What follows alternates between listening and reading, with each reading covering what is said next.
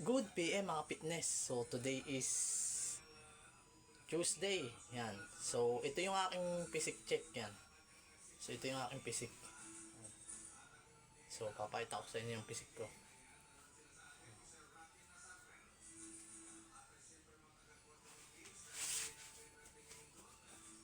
Yan. So bali 17 days na akong pang 17 days ko na bukas ng diet ko yan. So ito yung aking physique check ng mga fitness. So medyo bumaba na yung body fat natin. So ang target ko kasi is 8 to 5% ng body fat. So bago magpasko, mag-December, kailangan litaw na yung 6-pack abs natin. So medyo nagpo-focus din ako sa cardio hit. So kalimitan ginagawa ko is cardio, abs, hips, full body, body weight, mga fitness. So ngayon kaya hindi ako nakapag-workout. So wala tayong budget para sa gym. So dito lang muna ako sa bahay, home workout. So may mga gamit ako na pang home workout sa bahay. So kaya nakapag home workout ako dito sa bahay. So ito nga yung aking physique. Yan. So yan. So nasa 70% na yung body fat natin. Yan. So kunting push pa para litaw na yung ating 6-pack abs.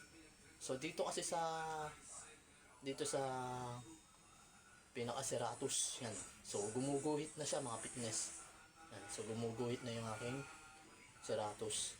Tsaka dito sa bikat, so nagpo-focus din ako dito sa may bikat para yung shape niya pa ganun. Then dito na lang sa love handle, kunting push pa sa love handle para medyo lumiit siya. So kasi yung abdominal abs natin yan, usang lumalabas na, nalitaw na. Yan. So 17 days nga ako naka-diet bukas. Kaya ang target ko is bago magpasko mga fitness, kailangan litaw na yung ating 6-pack abs. Yan. So ang weight ko nga pala ngayon is nasa 45 kilos na ako ngayon. Nung nakaraan nasa 46.45 ako.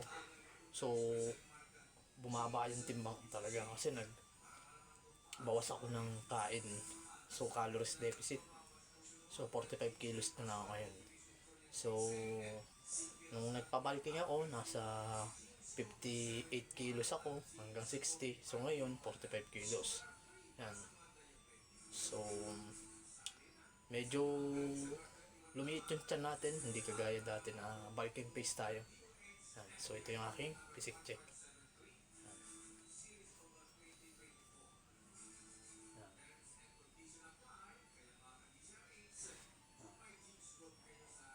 So yun lang mga fitness. Stay fit and healthy. So pinakita ko yung aking physique check.